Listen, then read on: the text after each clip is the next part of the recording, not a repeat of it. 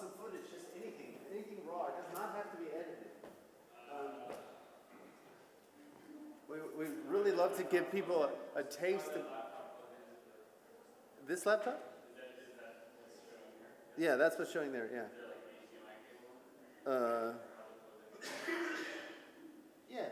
Yeah.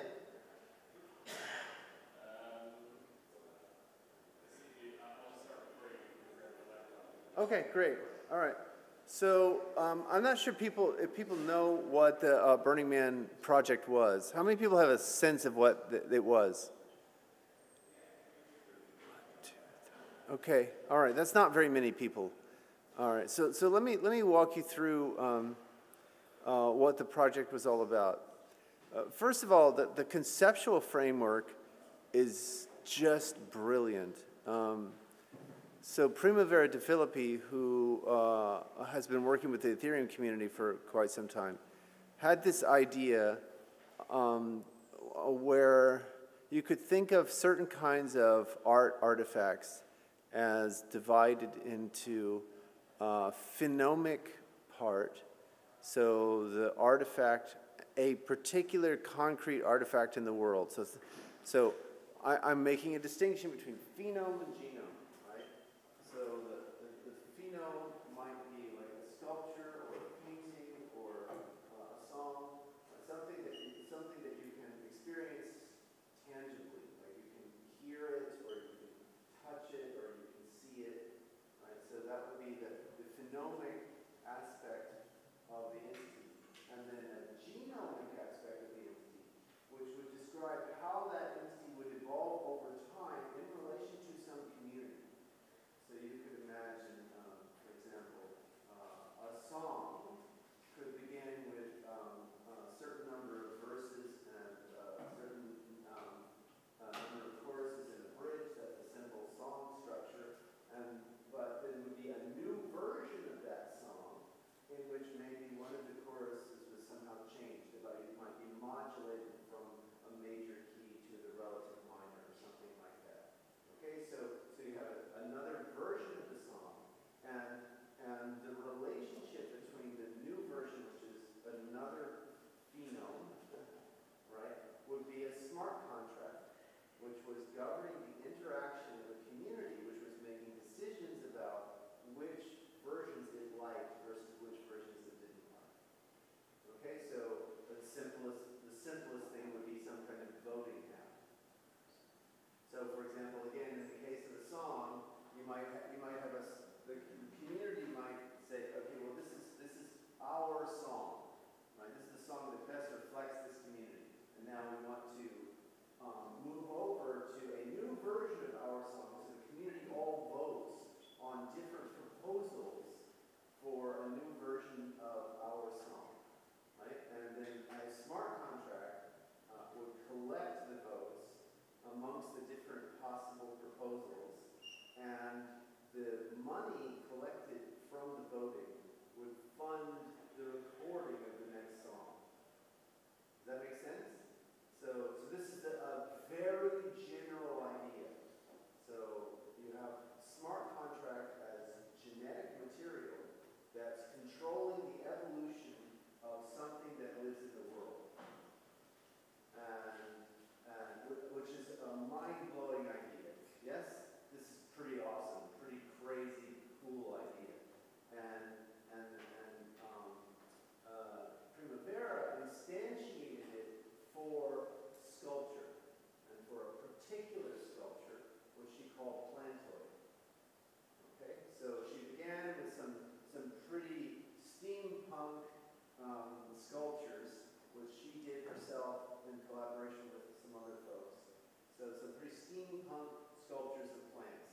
They were life-sized. And then she had a smart contract associated with that sculpture, which was collecting the next iteration of the plantoid design. It turns out that one of the iterations of the plantoid design, one of the most recent iterations of the plantoid design, which is being controlled by this smart contract, had sensors in it.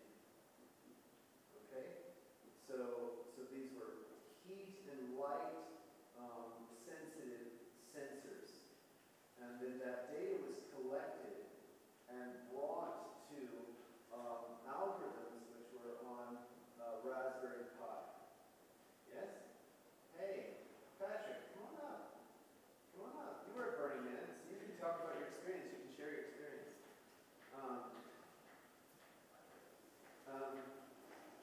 Did you get any photos or anything of the plant version?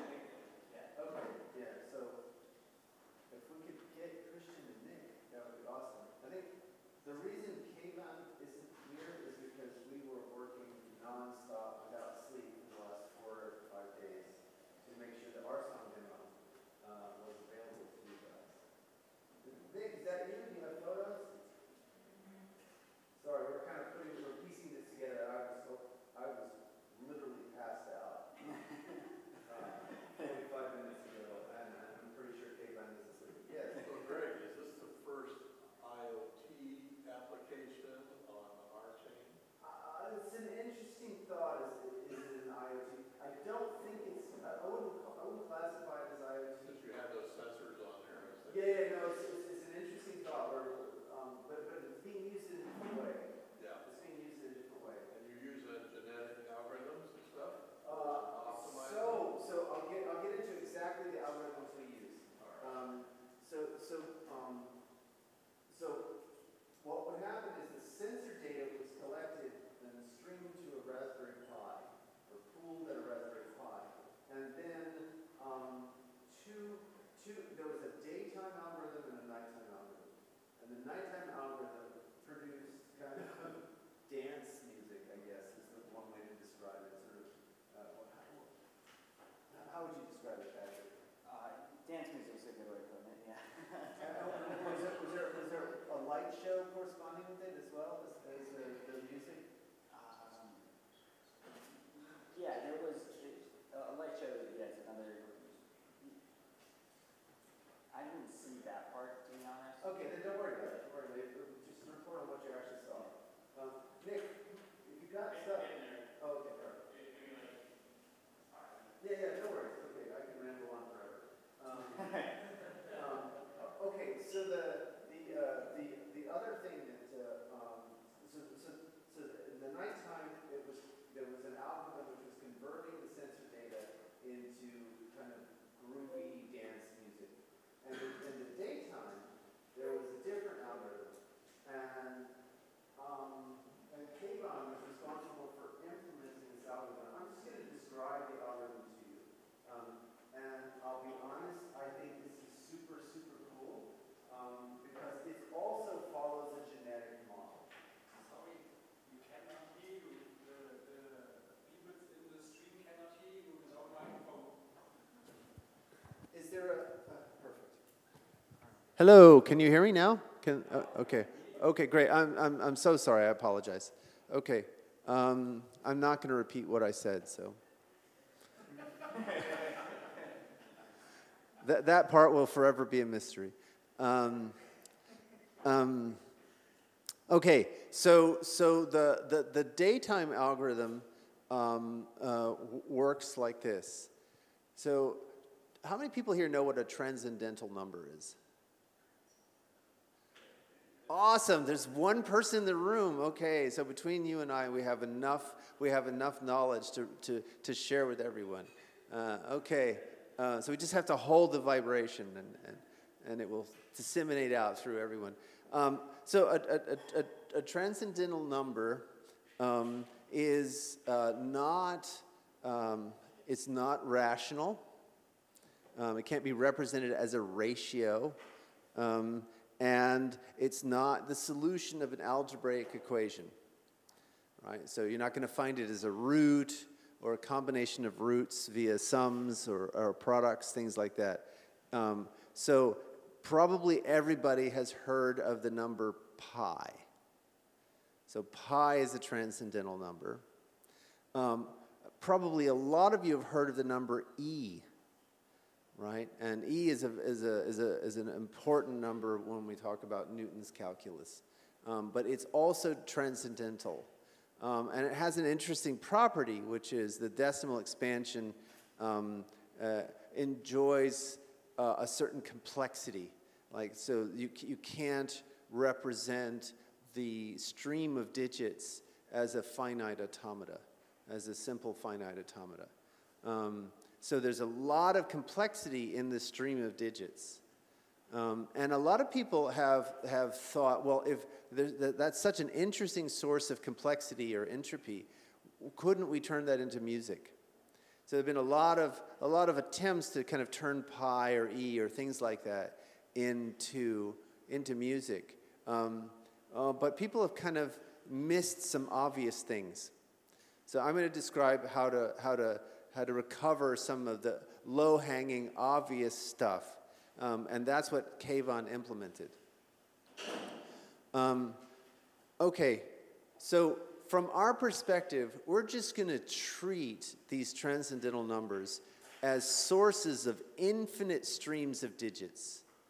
And we're going to know that these sources of infinite streams of digits have a certain complexity, right? So they can't be reduced into simple patterns. Right? So that's really all they are from our perspective. 3.1415, blah, blah, blah, blah, blah. That's just a source of an infinite supply of information. Now, if you will, imagine a ribbon like this. That's our infinite stream of digits. And what we'd like is for that ribbon to somehow be related to an infinite supply of musical information. Okay, so now let's talk about the components of musical information. What goes into just one note? Bong. What goes into a single note? Well, at a minimum, there is pitch information, but there's not just pitch, there's also duration. So when you're reading sheet music, right, what sheet music is providing to you at a minimum, it's providing a lot more information, but at a minimum, those little dots and lines on the page is providing a relatively dense, relatively compact way of getting pitch and duration information, right? So where your little dot is on the staff, whether it's in a line or a space or above the main staff or below the main staff, is giving you pitch information. So its elevation is giving you pitch information. And then whether the dot is filled in or not, and whether it has a stem or not, and whether it has a flag or not, is giving you duration information. So imagine, if you will, that I've actually got, one stream of musical information that is giving me pitch. So it would be a stream of elevations, okay? And I have another stream of information that's giving me duration. Now, the important thing is that these are infinite streams. Infinity is really fun. It's really crazy. Another piece of the puzzle is it turns out that, I think it was the mid-'80s, John Conway and a bunch of cryptographers and mathematicians found something called the Spigot Algorithm, which could be applied to transcendental numbers to just give you the stream, right? And it could give you the stream in any base. So probably you're all familiar with the idea of writing numbers in different bases, right? So we can write it in binary, just zeros and ones are the only digits that show up. We can write it in hexadecimal, so zeros, 0, 1, 2, 3, 4, 5, 6, 7, 8, 9, A, B, C, D, E, F, right? Those are all of our digits, right? Or base 10, just 0 through 9, right? So we have the freedom within the Spigot algorithm to write these transcendental numbers in whatever base we want. So for pitch information, if you analyze most pop songs, they stay within about a 3-octave range. Okay? So not too high, not too low. And that really has to do with limitations of voice, of the human voice. That's really what it's about. Plus sort of standard instrumentation, right? So, you know, bass guitar, piano, saxophone, that kind of thing. That's going to give you this kind of bound on the range of pitch information. So you could take a number like pi and rewrite it in base 22. So why base 22? 3 octaves, 7 diatonic pitches per octave. So that's 21. And then music doesn't just happen out of constant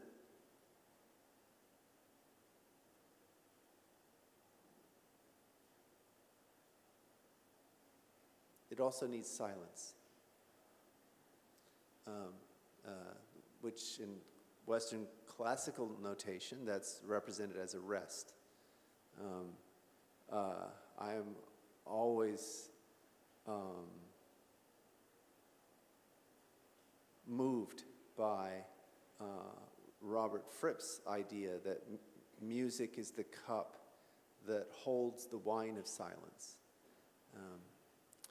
But you certainly would like an explicit representation of momentary silence, out of which our source of musical information arises. So 21 pitches plus silence, that's 22. So if we want an infinite stream of pitch information, that infinite stream of pitch information could come from a transcendental number being generated by a Spigot algorithm that's giving you base 22 representation of that transcendental number. So that gives us a supply of pitch information. And again, I'm really asking you to visualize this as a ribbon going off this way.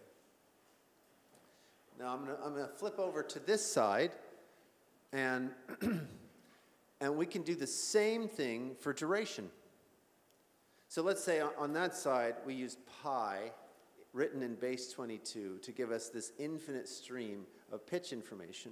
Over here we'll use E, and we'll write it in base 5. Why base 5? Whole note, half note, quarter note, 8th note, 16th note. And it turns out that most pop music kind of has that much rhythmic variation in it.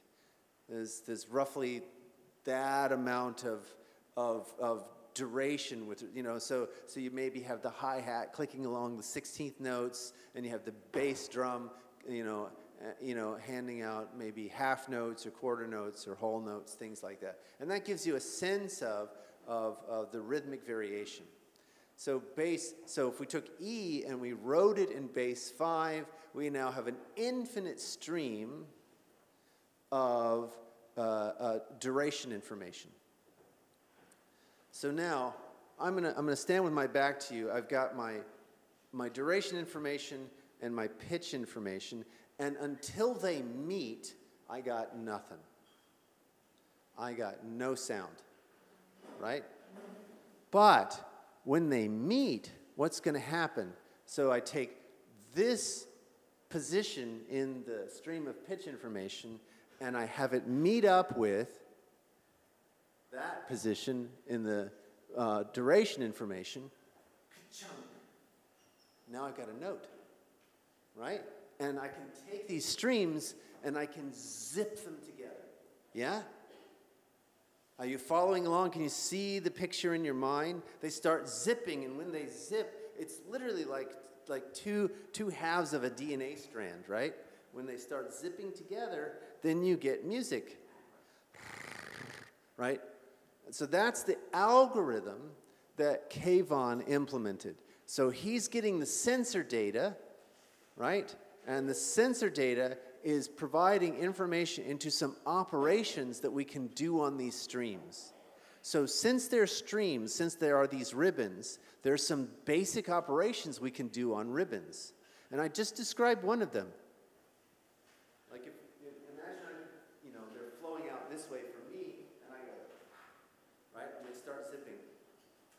Does this make sense? They start zipping along, and so the zip operation could be invoked by sensor data.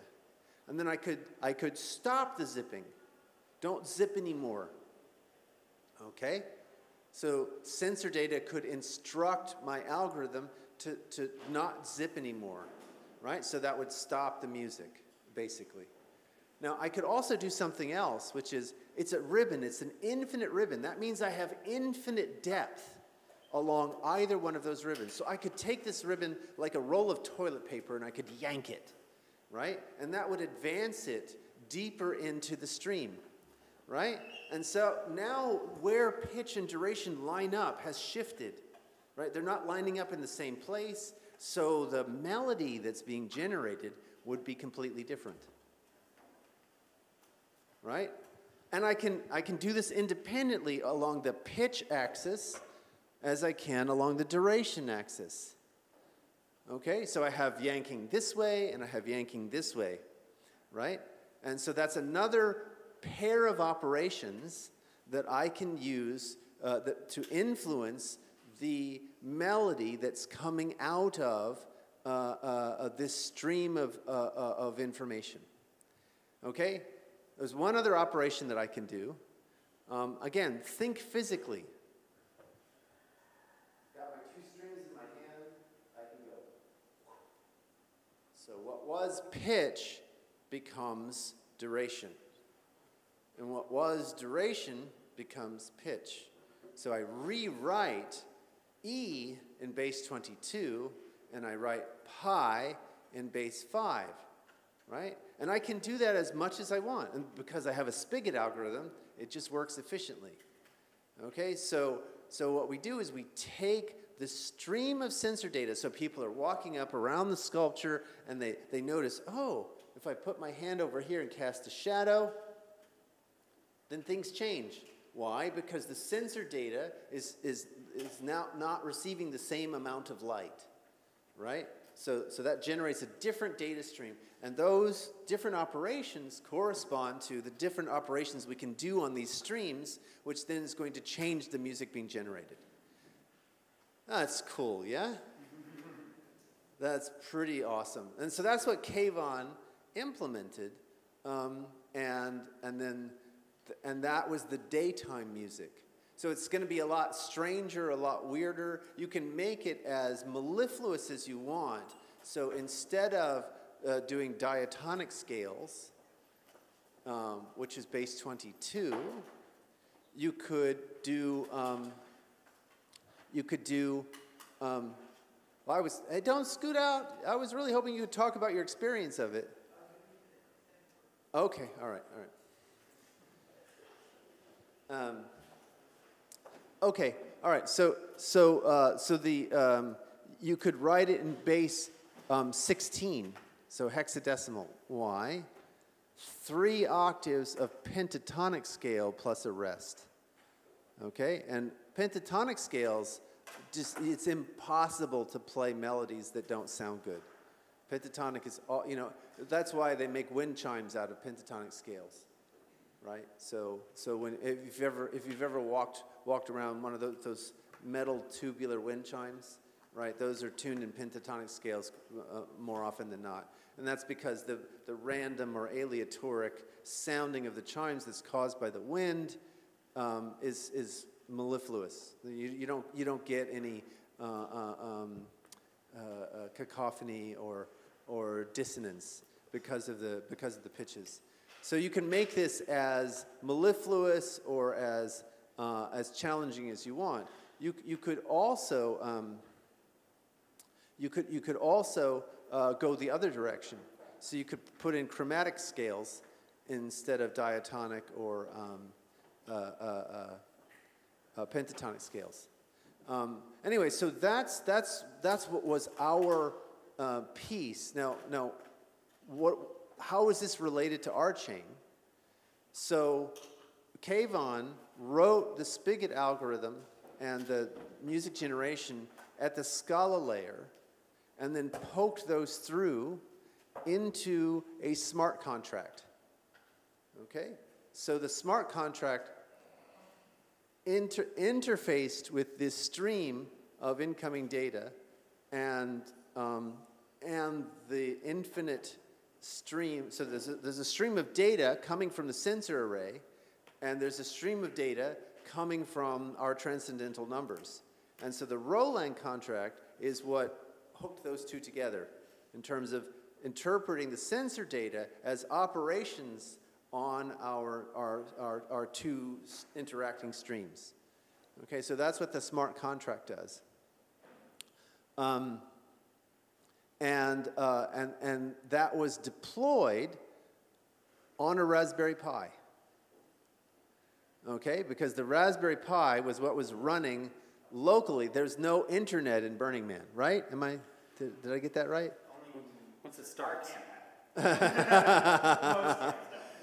Once it started, the one cell tower was overloaded. Yeah, that's what I figured. So I've kind of given you the very head-centered, a description of what this was about. I can also tell you just a little bit of the why, and then I'd like to turn it over to Patrick to give us an experiential account of what you saw, what you experienced. So the why of this, why would we do this? Well, first of all, just because it's friggin' cool, because we can. It is really, really fun to do this kind of stuff. But there's another reason. I don't know how many people have read Stealing Fire. Stealing Fire talks a lot about some of the concepts that we talk about, which is the development of collective intelligence. And they have a whole chapter devoted to Burning Man and what Burning Man is, as a culture, as a movement, is doing to help us understand collective intelligence, which is near and dear to the co-op's heart. Right? The co-op needs to, the co-op is all about the governance of this massively cool public utility, which is RChain, right? And so we want to learn from every culture we can that has made significant inroads into developing collective intelligence. But even more practically, one of the things that's pointed out in Stealing Fire is when Sergey and Larry, the Google guys, were up against the wall because they were required to select a CEO, right? So the board had said, look, you guys are brilliant, but you need a CEO to run your company, and you need to select one. They'd spent almost a year combing through exceptionally well-qualified candidates, but they just couldn't come up with a criteria that would boil one to the top. Well, we know which one came to the top. That was Eric Schmidt. And you know what the deciding factor was? He was a burner. I kid you not. Burning Man is the mecca for Silicon Valley. If you want to influence thought leadership in Silicon Valley, you have a presence in Burning Man. And if you want to influence the thought leadership in Silicon Valley, you have a super cool, awesome camp and demonstration at Burning Man. And I hope that I've given you some taste of why the Plantoid project is so cool. There are so many interesting concepts that are happening, right? Remember, the Plantoid idea is genome and phenome in terms of smart contract and physical entity, right? And then the daytime music was also independently, like Primavera and I, we came up with these ideas completely independently, and then chance just brought us together. And I described what I was talking about, and she was like, well, that's really cool, because I really would like to use something exactly like that in Plantoid. And again, it's very much like a genetic approach, right? If you think about it, think about those two streams as zipping the two halves of a DNA strand together. Then all of the operations that I described are very close to genetic operations. When you talk about genetic manipulation, those operations are just like that. And in fact, you could imagine a whole cloud service, which is one of the things that I'm interested in doing, which would allow people to to manipulate music in just this way. So they have these infinite streams, they start zipping them, they hear something they really like, they snip, and that goes up into a cloud like, I don't know, maybe a blockchain.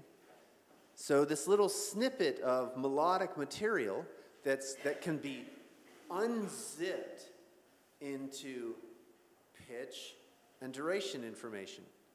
And now imagine you have a giant pool of these little melodies that various communities have selected as somehow being compelling.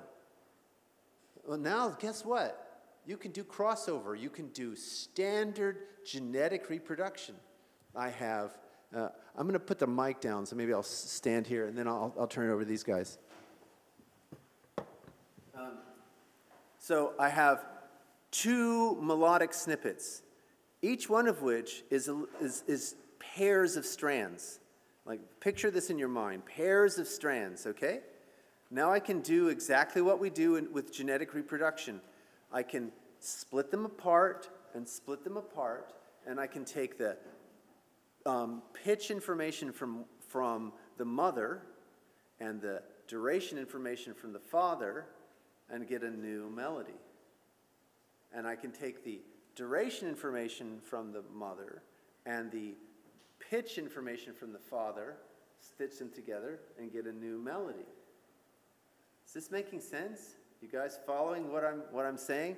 So now, literally, you have this genetic engine to generate fresh new melodies. Right? And this all comes out of this community interaction with data that has existed from before the dawn of time. Oh, sorry. All right.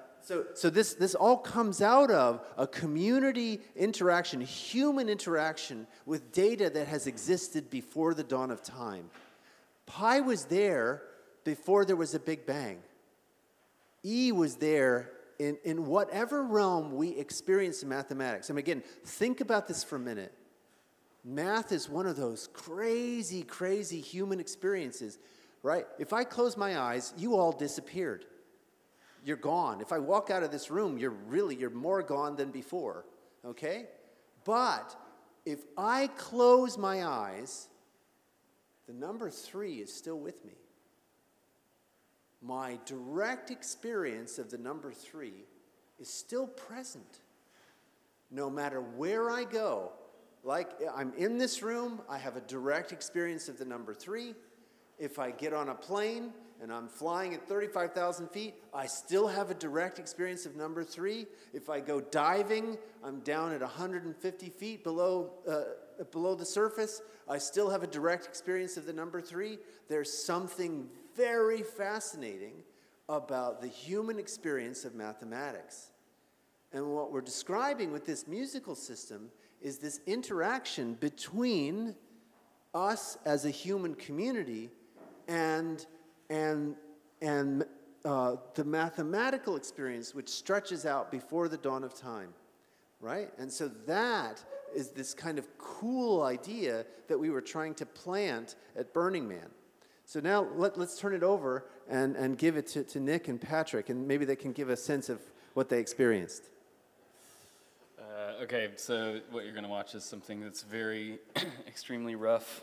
I'm not sure what, if anything, we're going to hear because I have no idea about the setup.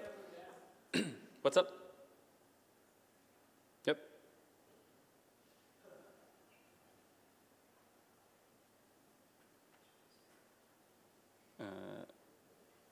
Sorry? No, not really. we can, it might play through HDMI, yeah? No, we don't. HDMI is going to the projector, not to the loudspeakers. Right.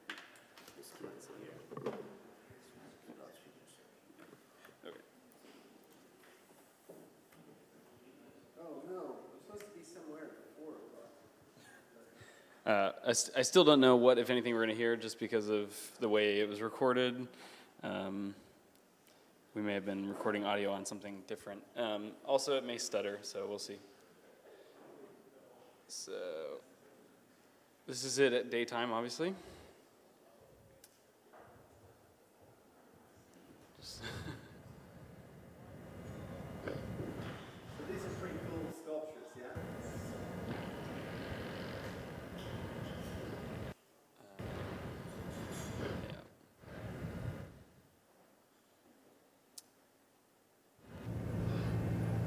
So when we first got there, they were still sort of getting everything working. We were able to go to the first bit of it and not the end. So at this point in time, they weren't actually playing music. Want to get a That's shot just this way? cool. So then we shot a time lapse of the sunset. Some people were getting married, I guess. So that's what that is. It's meant to be sped up, but it's not. Okay. And then this is what it looks like at night.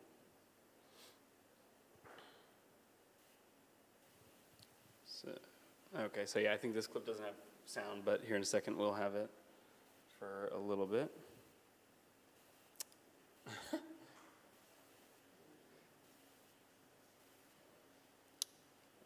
Oops. Okay. Woo. There you go. Sorry, I'm just letting it buffer.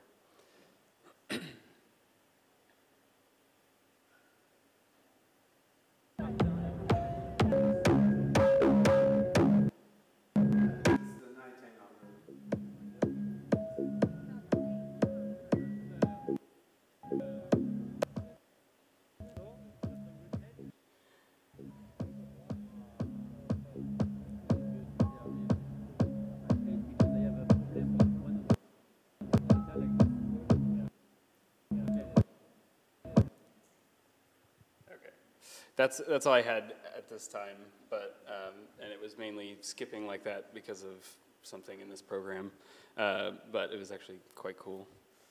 Apparently, all of the chain link structure all of that is sensors pretty much on the sides and on the front, and then I think even the big globes are. I'm not quite sure about that, but they had proximity sensors and light sensors and all of that. It's pretty cool.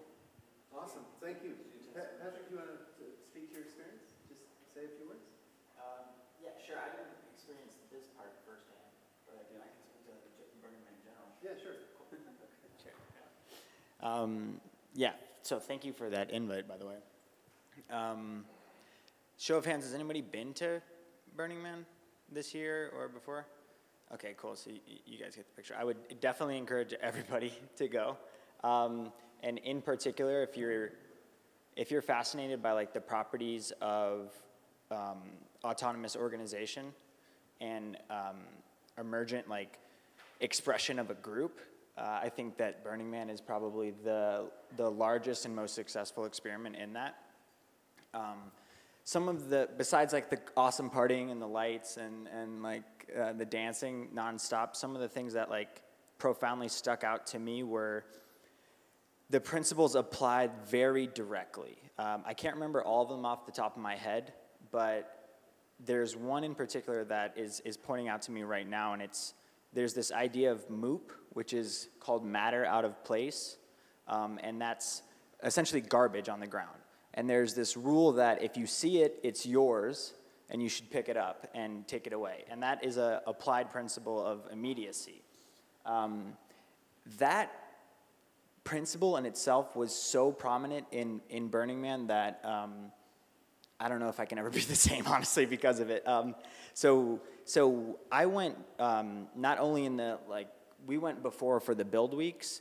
So what I wasn't aware of or didn't expect essentially was that not only do you have to help build these monumental camps and stuff, like obviously it doesn't get there without work, but in order to like participate in the camp, you have to participate in shifts, help out, volunteer in some sort of capacity. That never felt like work. And I think this speaks to like an idea that Greg always reinforces, and I experienced it very directly, and that's there is no work if you can cultivate a sense of playfulness.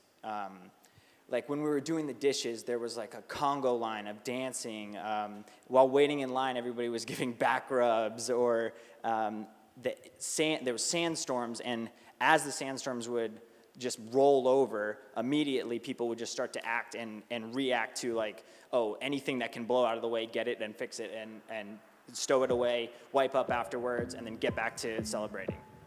So I would encourage everybody to, especially if you're interested in autonomous organizations, look at the principles that Burning Man are like surrounded by. There's 10 of them. One of them is radical inclusion, immediacy, radical self-expression, and like study those and try to experience those as best as you can.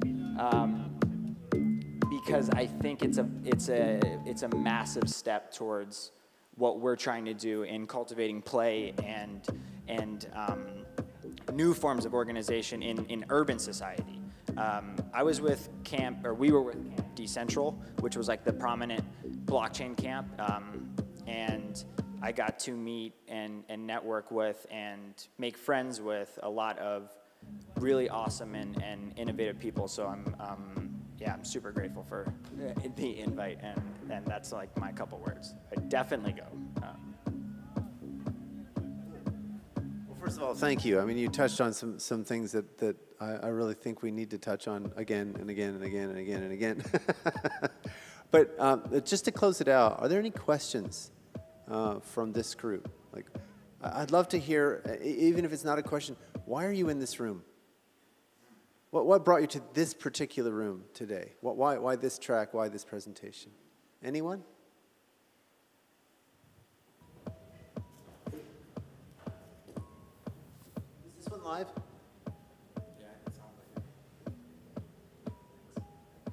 Yeah, so I like a lot about what you said about emergent intelligence, collective intelligence.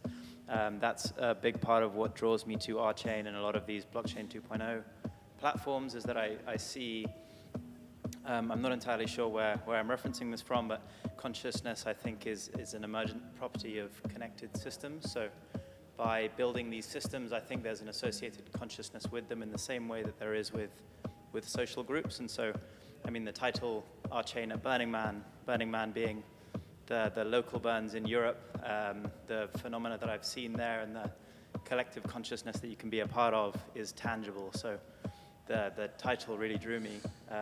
And then also just to speak to what the project you described, these transcendental numbers, like building frameworks through which we can access knowledge that is as old as you say, combining in a way, I mean, in the Pythagorean tradition, numbers were considered deities in a sense. And so this knowledge, transcendental, like how can we build tools to enable us to experience directly this knowledge that is beyond us in many ways? And yeah, so I thought the talk was brilliant. Oh, thank you.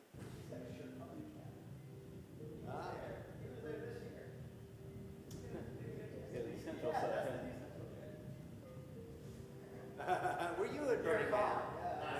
Last year. Same shirt. Is that why you're here? Because you... I'm here to discover the relationship between RChain and Okay, all right. I think I got some of it. Okay, you got some of the taste? I'm sure our CFO is sitting here, and she's probably wondering, like, why the hell did we spend all this money on sculptures and crazy music algorithms and Burning Man? Yeah, so here's a... You're not the only blockchain team doing so.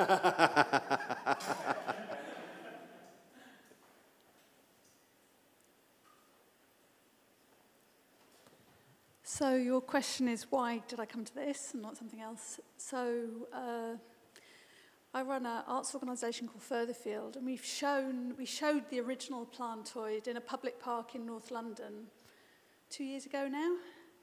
And Plantoid remains one of my, there's lots of blockchain art out there and lots of it doing really interesting stuff. But still, although the Plantoid is one of the earliest ones, and it's thinking about a kind of evolutionary hooking together of autonomous machine and human evolution. I just think it's really interesting, and it gives a really great way to have people think about what the potential impact of this technology is. Cool. There's someone out.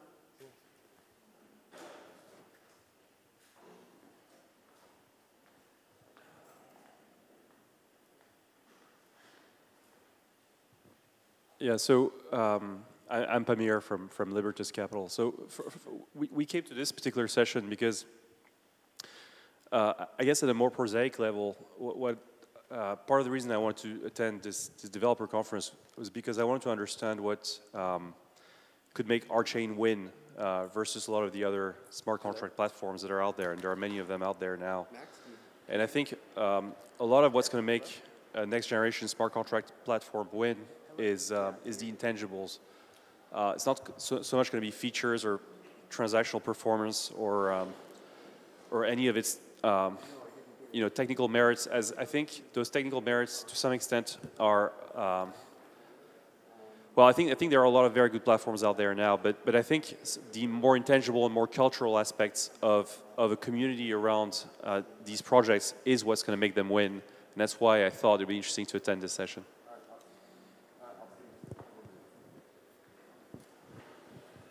Yeah, thank you for that. So I think we're done. I think we're ended this track. I really want to thank everyone for coming, and I encourage you all to talk to each other. I mean, for some reason you self-selected to be in this room, so find out with one other person what that self-selection was, right? And maybe there's something in that connection that's just for you. Yeah.